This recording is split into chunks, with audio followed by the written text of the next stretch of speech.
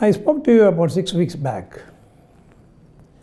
What prompted me to come and directly speak to you is the fact that the government issued notification directing industry, private enterprises to pay wages for the COVID period, and some of the employers found it almost impossible. There were a number of queries, and I thought it was right time for me to directly interact with the industry. Today, what has prompted me to come before you is the fact that the newspapers about 3 days back gave headlines giving the impression that labor laws have been completely liberalized in a sense because they brought an amendment in the form of a fixed term employment. Now, I do not understand whether the government understood what they had done, whether they were genuine when they said they are liberalizing labor laws or making it easy for employers to employ, and that is fixed term employment. Quite some time back, this fixed term employment had come. The central government had brought in this fixed term employment long back. In fact, it was funny thing that after it brought this fixed term employment, the Chamber of Commerce and also at the central level, the employers associations, they circulated a note to all of us, and they said, the government has now amended, you can employ persons on a fixed term basis. It appears when they held a meeting, they invited the labor minister, central labor minister. And when they did not talk about this fixed term employment, he was quite annoyed. He said, what is this? हमने इतना अच्छा काम किया है, fixed term employment लेके आए हैं, there is nobody to recognize me. Immediately the Employers Federation went and brought Garland and garlanded him and all that, and then they wrote to us to find out what it is all about. I wrote to them then that this is virtually a fraud on the Indian employers. They think that we are all fools, and so they have done it. Again in 2018, the central government repeated that by amending the central rules to the Industrial Employment Standing Orders Act, bringing the same thing called fixed term employment. The Karnataka government, who do not have any history of bringing any independent legislation, who bank upon the center for everything, copied it in toto and released a notification on 30th of June bringing this fixed term employment. Unfortunately, the newspapers, they do not seem to have someone to advise them correctly. So they gave the headlines, ease of doing business, labor law liberalized, as though from tomorrow industry can employ fixed term employees and terminate them as and when the period is over. I say this is a fraud on the employers. I can say that is ignorance on the part of the state ministry, the labor minister or the law minister, whoever they are, for the simple reason. What do you do with these fixed term employees? This concept of fixed term employment is not new. It came long back into the Industrial Disputes Act in the form of amendment to definition of retrenchment, section 200. Section 200BB was introduced into the statute book precisely with the same, almost the same intention, that when you employ a person for a fixed term, on expiry of the fixed term, his employment comes to an end unless renewed. The same concept was there. Employers started appointing for 2 years, 3 years, terminating, then recruiting somebody else for the same job, till the Supreme Court intervened and the various high courts, almost all high courts, coming down heavily on employers, saying this fixed term employment which is there in a 200BB is not meant to be used the way the employers are using. Now if you say fixed term employment means you engage for 2 years and thereafter you can terminate, why should an industrialist who sets up a new factory engage, supposing he wants 5,000 people, all the 5,000 on fixed term for 2 years and throw them out after 2 years? If that is allowed, then there is no need for industrial law at all. What do you do with Industrial Disputes Act? What do you do with industrial employment standing as it? What do you do with trade unions? What do you do with HR and IR professionals? And what do you do with people like me who are into advising into labor laws, because employers will not need any advice at all. Employ for 2 years, throw them out. Employ another set, throw them out. It is precisely for this reason, in the Industrial Disputes Act, it is very clearly stated that when you retrench a workman, after paying him the compensation, and when you need to recruit people to do the same job, the retrenched workman should be given the first preference. And that is the position of law. Are you going to undo everything by a notification? Industrial Dispute Act is a parliament-made law. It's only the parliament which can amend it. Labor is in the central subject, whereas in the concurrent list in the constitution, where both central government and state government can make law. And when Industrial Disputes Act has made a clear provision for the purposes of retrenchment, by a government notification are you going to undo it? Will it be valid? Who on earth will accept this under the Indian laws?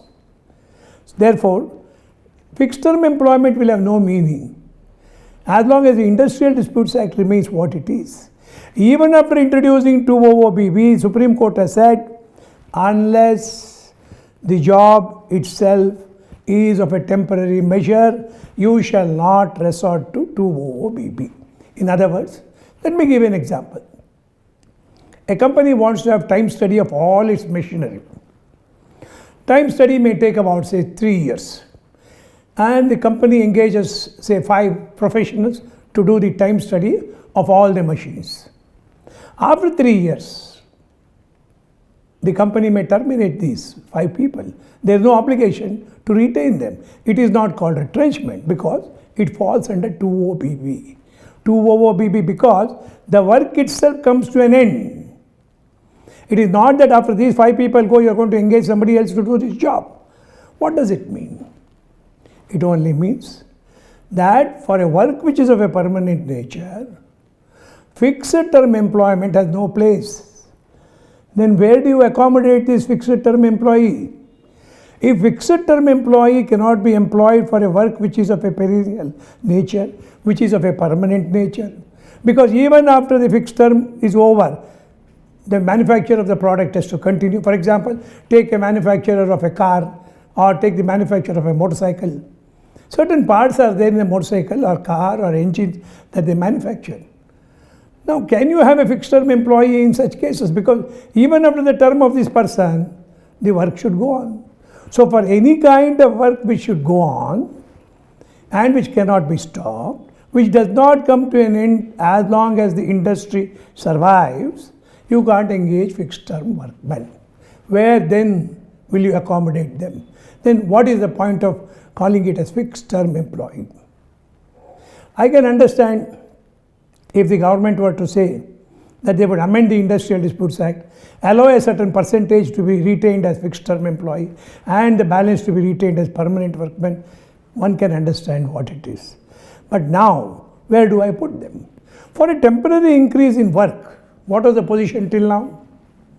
We had casual workmen, we had temporary workmen to meet the temporary increase in workforce.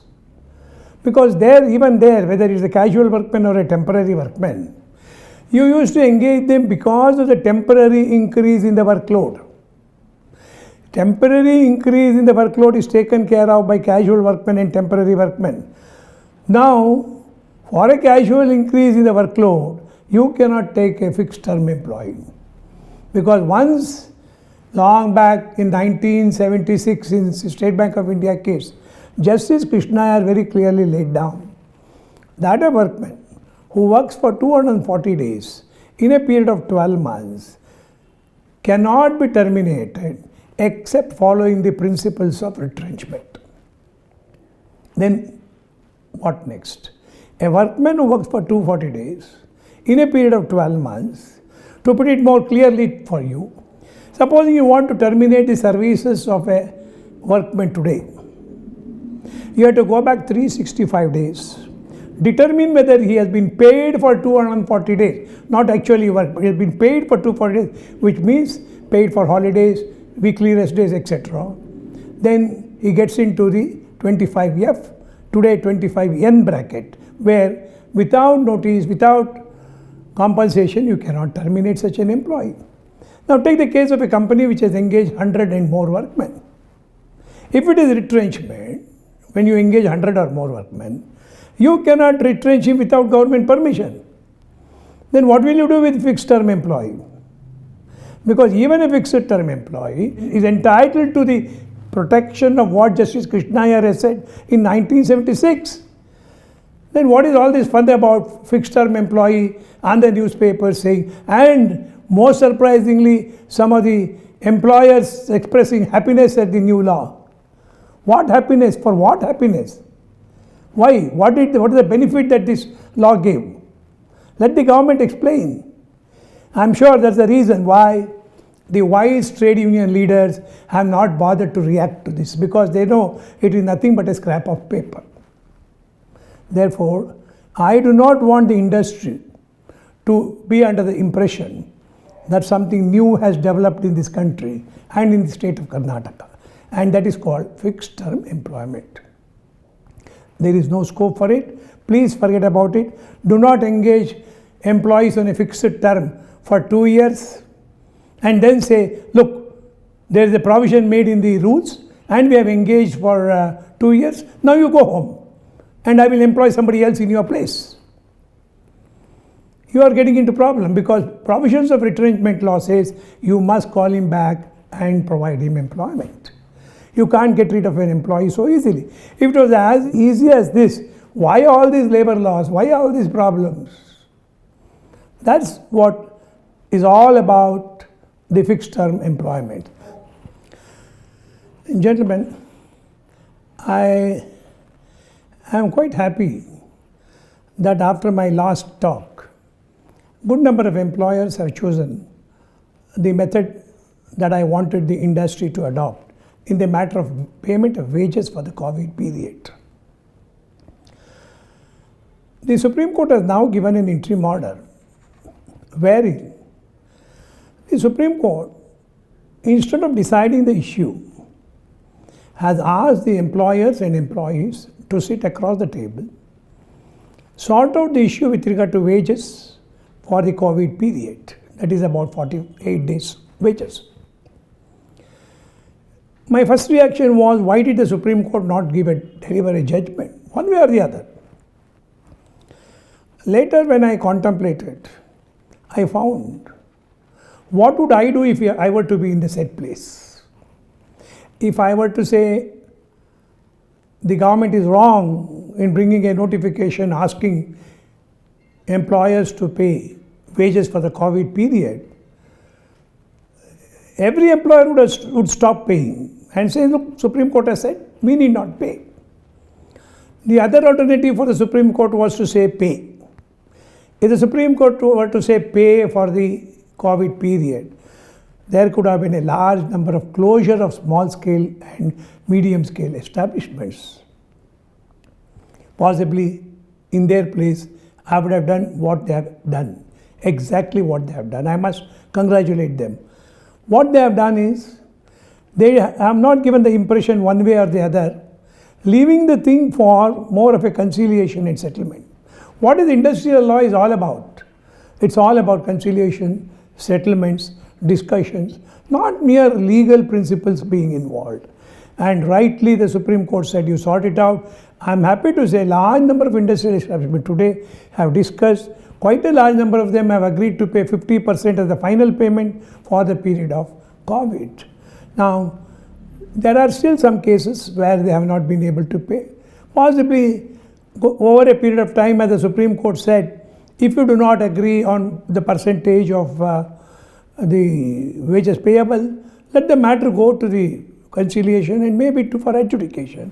Now, when it goes for adjudication, employers who do not have the capacity to pay, they can produce their balance sheet, profit and loss account, and establish that they do not have the capacity to pay for the COVID period because they just can't manage the finances. Well, the courts will take sympathetic view. Supposing there are companies who have done very well as of 31st March 2020 and are in a position to pay, the courts will naturally say you are well off, why don't you pay 50%, 60%, 30%, something or the other. So it's a good judgment which has led to a large number of settlements. Now, one or two questions that arise after the COVID period is large number of workmen in some of the establishments have not reported. In some establishments, workmen have reported, but there is not sufficient work. It's not that Indian industry is today catering only to Indian requirements. Most of our industries have large number of foreign orders from foreign countries. And again, there the priority has changed. So we got to appreciate that in the changed situation, where I do not have orders for that large number, something or the other has to be done. One way which we have taken is, we have called this as a consequence of COVID. Calling it as a consequence of COVID, we say it's a natural calamity. One of the exceptions to the need to take permission to lay off is natural calamity. And therefore, on the ground of natural calamity, which has resulted in my not being in a position to give work, we have laid off. I'm not too sure whether the courts would accept this as a natural calamity or otherwise. But by and large, it looks like a natural calamity because people have got into suffering for no fault of theirs. Epidemic or things like that, it's coming naturally wherever they are, even without their knowledge. So why should it not be called natural calamity? Anyway, this is a matter for arguments in the court in future. Maybe over a period of time, by the time the courts decide, employers will be in a position to make payment and resolve the issue, or when the next charter of demands comes, it could be gone into and sorted out. This is where we stand with regard to amendments. Maybe if things improve and in future, if anything comes up, I'll come back to you again and talk to you again. For the time being, this is what I wanted to share with you. Thank you, thank you. Please register yourself because it's going to be aired through YouTube. And if you register, it will make our task easy. Last time, more than 10,000 people had viewed my first program. I was quite happy and I have come to you again. Please register yourself. Whatever best I can, I shall share with you. Thank you very much.